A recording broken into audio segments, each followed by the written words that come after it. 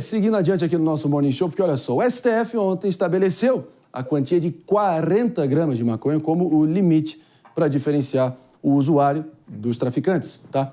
E os ministros decidiram também que outros fatores devem ser levados em conta para enquadrar alguém como criminoso, como a posse de uma balança de precisão e de uma caderneta com endereços e anotações.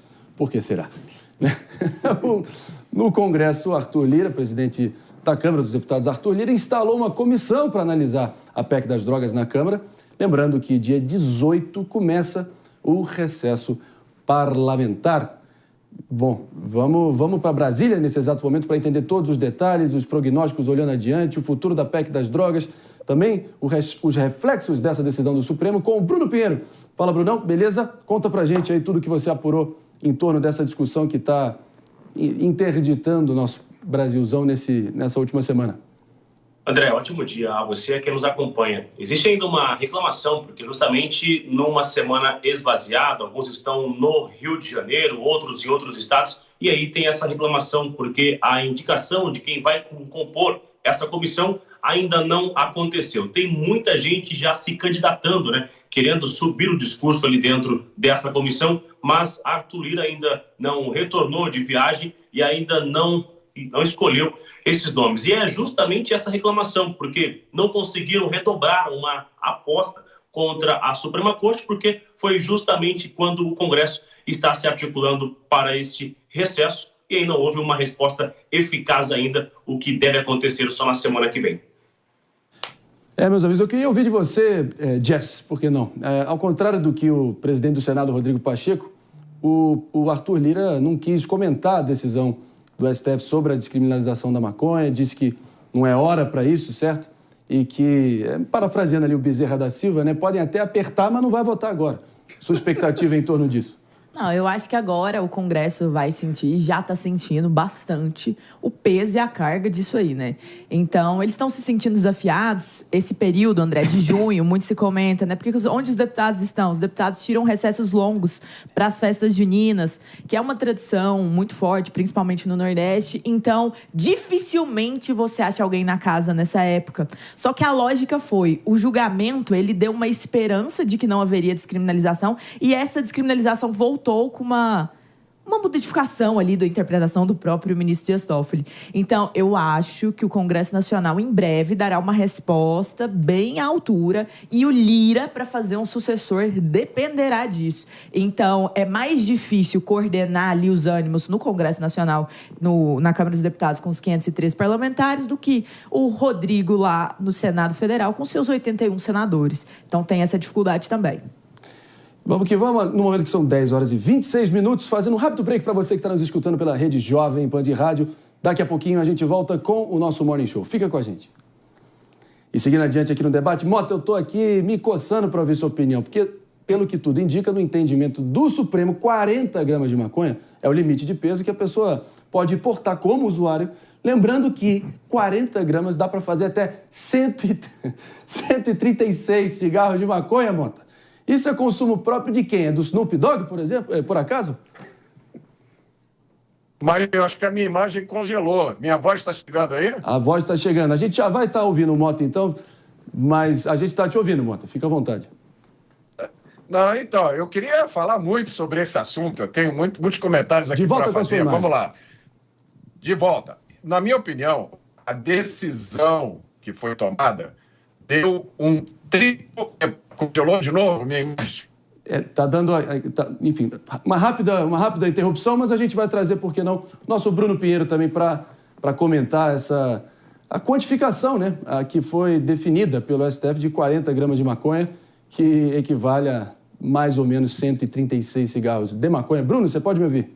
Eu que, na verdade, queriam em 60 gramas e aí reduziu cerca de 20 gramas. Só que isso gerou uma outra escalada, veio uma outra onda dentro do Congresso, porque conversei com alguns nomes agora de manhã e eles me responderam que ficou claro ontem essa inconsistência de uma ideia, né, se era em 40, 60, e que alguns achavam que era responsabilidade do Congresso ou não, que alguns nomes acham que é necessário, neste momento, colocar em discussão essa autonomia da Suprema Corte, entrando em assuntos que não é de interesse do Supremo Tribunal Federal. e justamente do Congresso. Então, isso tinha já esquecido, tinha já diminuído esse tom e agora novamente começam a resgatar que o Supremo novamente entra numa esfera que é de responsabilidade do Congresso e de outros órgãos como a Anvisa, inclusive. É muito bem colocado, Bruno. Inclusive, esse é um dos temas centrais de maior contenção, né, Pepe? Esse cabo de guerra permanente entre Legislativo e o Judiciário. Qual a sua perspectiva olhando adiante? O que você achou dessa quantificação em 40 gramas para diferenciar usuário de traficante? Pepe. Ô Maria, eu discordo dessa tese que o STF está invadindo a esfera do Legislativo nesse ponto específico, né? Para você ter uma ideia, 60% da prisão no Brasil hoje em dia é feito por conta da lei antidrogas. 60%. A quantidade de processos que tem na Justiça por conta dessa discussão, se a pessoa é usuário ou traficante, abarrota o nosso Poder Judiciário. O caso chegou no STF, para você ter uma ideia, chegou de um usuário de São Paulo que estava portando 3 gramas de maconha. 3 gramas de maconha. E está tendo uma discussão, no meu modo de ver, um pouco tendenciosa, que não é a discussão que tem que ser feita. Ninguém está falando o seguinte, que a pessoa portando 40 gramas de maconha no bolso, automaticamente ela é usuária. Não é isso que a discussão, que a questão do STF falou. Ela falou o seguinte, se não tiver outros elementos probatórios, não tiver um caderno com descrição do traficante, não tiver um ambiente mostrando que a pessoa com 40 gramas tinha dinheiro de tráfico e por aí vai, né? Se não tiver qualquer outro elemento, o único elemento que tem é a quantidade da maconha, essa pessoa tem que ser considerada usuário. Então eu vejo com uma certa normalidade, ainda mais considerando que a autoridade policial, a fazer a abordagem e a colocar e descrever se a pessoa é traficante ou usuária, ela faz, infelizmente, de acordo com o grau de escolaridade e a cor da pele da pessoa. O estudo INSPER que o Mano colocou aqui nas vezes passadas demonstra que 30 mil negros em São Paulo, só em São Paulo, foram consideradas traficantes e se tivesse sido considerada no nível da abordagem dos brancos, elas estariam soltas, não seriam consideradas traficantes, e sim usuário. Ou seja, a discriminação em virtude da lei é absurdo nesse caso. Debate necessário, acalorado aqui que a gente está estabelecendo. Para você que está nos escutando na Rede Jovem Pan de Rádio, estamos de volta aqui com o nosso Morning Show. Debates aqui mais do que necessários, nesse momento, sobre a decisão do Supremo Tribunal Federal de estabelecer em 40 gramas a maconha para diferenciar o que é um usuário de um traficante. A gente está repercutindo, claro, todos os reflexos para a sociedade brasileira e também nessa relação entre os poderes. Seguindo adiante aqui, quero te ouvir, Mano Ferreira, também.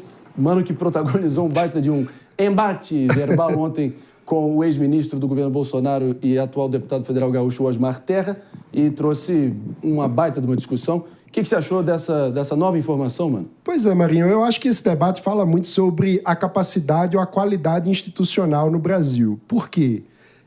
Todo esse debate no STF é resultado de uma lei mal feita. E explico por quê. Porque a lei, ela já prevê, desde 2006, um tratamento jurídico diferente para o usuário e para o traficante. Contudo, não criou critérios objetivos que ajudem os aplicadores da lei, ou seja, os policiais na ponta, a definirem com clareza a diferença entre um usuário e um traficante em situações em que você não tem outros elementos na investigação e tem apenas o flagra de alguém portando uma quantidade de drogas. O que foi constatado que essa ausência de objetividade na lei causou insegurança jurídica, que não é um problema apenas das drogas, é um problema generalizado no país em função de leis mal feitas como essa. Porque nós constatamos que pessoas com diferentes características sociais passam a ser tratadas como traficante com níveis diferentes de droga. Os mais pobres são tratados como traficante com menos volume de drogas do que os mais ricos. Ora, isso é uma agressão a um princípio básico do primeiro artigo da Constituição Federal, que é a igualdade perante a lei. Isso precisa causar escândalo em qualquer democrata, em qualquer republicano. Jamais seremos um país sério enquanto a lei não tratar a todos de forma igual.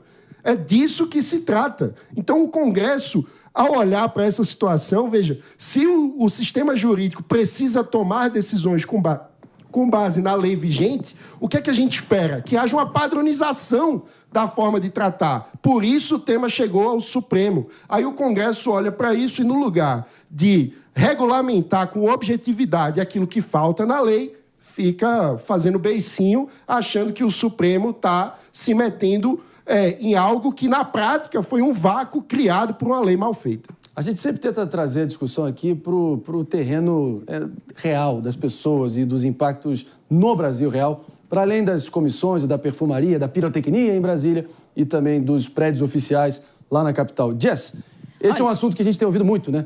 Dessa distinção no tratamento que não é equânime entre os pobres e quem tem meios para poder se defender, uma vez sendo flagrados pela justiça e intimados pela justiça por porte de maconha. O que você acha? Não, eu acho que o que o Mano colocou é um fato. A gente vê isso nas mais variadas categorias. Exemplo, questão de corrupção. Nós vemos que os bons advogados, muitas vezes, o acesso a um sistema de justiça de forma mais próxima facilita. Só que eu acho que a grande questão dentro desse debate não é se a lei foi mal feita, porque esse não é o ponto. É quem faz a lei. É quem tem o poder de legislar no Brasil. E aí, embora eu concorde com alguns pontos que o Mano coloca, eu acho que existe uma divergência aqui, que é qual o papel do Supremo Tribunal Federal. E aí vem uma questão de competência. E esse foi um recurso extraordinário que chegou no Supremo Tribunal Federal, em que a PGR, a Procuradoria-Geral da República, havia solicitado seu arquivamento por não ver os indícios ali para aquilo prosseguir. Não. E qual que foi a lógica? Qual que foi? Não, foi literalmente isso. A repercussão geral. A PGR, vários casos semelhantes. Mas a PGR, eu estou falando aqui que uma outra instituição que deve ser valorizada, tomou um posicionamento e aquilo deveria ser arquivado. E aí vem o Supremo e ele legisla, legislando ele está disciplinando decisões. Que é do Congresso Nacional, sobre um tópico que é da Câmara. A partir disso, o que há? Há uma consequência. Cada vez mais... Nós temos um momento, e nós vivemos um momento no Brasil, de instabilidade. E parece que o Supremo, ele não consegue entender muitas vezes que eles estão colocando mais lenha nessa instabilidade. Os parlamentares ficam revoltados, a população fica revoltada, e aí a gente tem uma crise institucional no Brasil agravada. E aí, todos os problemas que a gente tem falado, eles ficam cada vez piores. Então, eu acho que a grande questão aqui, e isso é tão polêmico que até o ministro mudou ali um entendimento, ficou tudo muito confuso, retificou o próprio Supremo Tribunal Federal. Então, assim, existe uma situação no Brasil em que as pessoas sentem que o voto delas, e foi a discussão do Fux com o Toffoli, que o voto delas, que os juízes se sentem no papel de eleitos, e que isso é um problema. Agora, então, a gente precisa endereçar isso como sociedade. Não, só Pepe e Mano, aqui eu senti que tem algumas discordâncias aí com essa análise da Jess. Fiquem à vontade. O pano de fundo da Jess está completamente errado. A Jess coloca como se a decisão do Supremo fosse por conta de um caso concreto. Né? Não é verdade. O Supremo Tribunal Federal, ao chegar ao recurso extraordinário para ele analisar, ele viu que tinha milhares, ele viu que tinha milhares de casos semelhantes e ele usou um expediente que o Supremo Tribunal Federal tem, que é o chamado repercussão geral. Ou seja, tendo em vista aqueles milhares de casos que abarrotam o judiciário, ou seja, não um caso só, milhares de casos abarrotam o judiciário, ele quis tomar uma decisão que serviria para os milhares de casos. Então, nitidamente, se demonstra que é um assunto que envolve a justiça também. Né? Envolve um aspecto de decisão judicial que é aplicado no caso concreto e tira essa discriminação que tem em relação aos negros e aos não escolarizados serem considerados traficantes e não usuários. Eu quero só fazer uma pergunta para o Pepe, bem rápida. Pepe, quais casos de justiça não vão ter várias repercussões no Supremo? Aborto, questão, muitas vezes, de linguagem, tudo vai... Mas vai ter repercussão geral. É resultado de uma decisão do legislador. Mano, confere essa fala do PP aqui e a gente volta com a Jess para o controle. Vamos lá. Primeiro ponto, que eu acho fundamental. A lei está posta. Então, a justiça precisa tomar decisões diante da lei que está posta. E está tomando decisões diferentes em casos semelhantes. Isso é um escândalo, é um absurdo. O artigo 5º, o primeiro artigo da Constituição que trata de direitos fundamentais, começa dizendo que todo cidadão é igual perante a lei.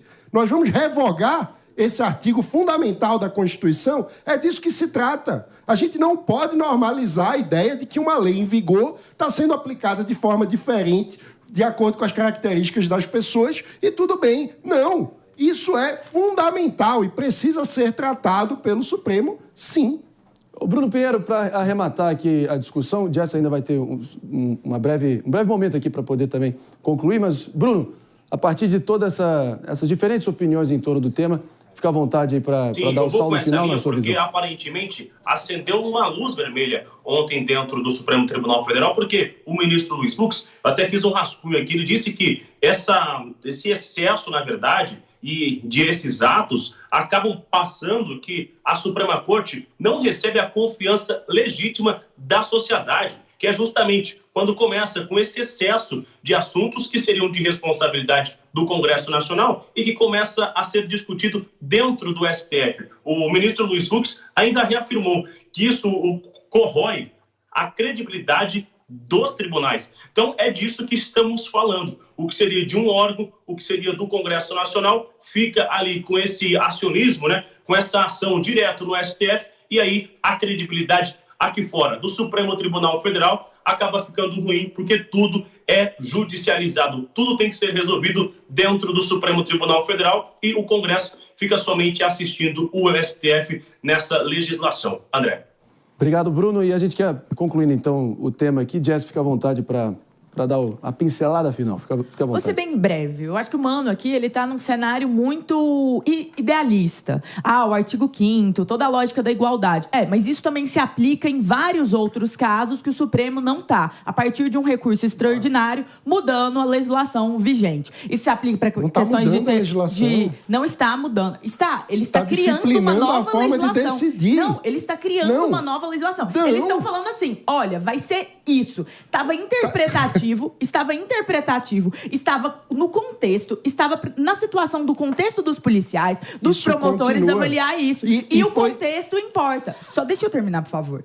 A lógica aqui é que isso está sendo mudado. Agora são 40. É esse o valor, são essas consequências, e ele está tomando o papel do legislador. O que é provável? É bem provável que exista uma forte pressão agora no Congresso para mudar a legislação, para, de fato, tornar mais duro para o usuário. Ou seja, a gente pode retroceder na situação e criminalizar e punir ainda mais como uma resposta da população. Eu concordo integralmente com o ministro Fux. Nós estamos desmantelando a credibilidade institucional em medidas como essa. E, a partir disso, o que a gente tem? A gente tem um problema, um novo problema surgindo, que é a falta de fé nas instituições. E aí, a partir disso, a nossa democracia está cada vez mais fraca. Veja, eu sou bastante crítico do judiciário brasileiro. Eu concordo com o diagnóstico de forma ampla. O judiciário está perdendo credibilidade. Isso é um problema grave. Mas não é esse caso concreto. E nesse caso concreto, é preciso garantir igualdade diante da aplicação da lei. É disso que a gente está falando.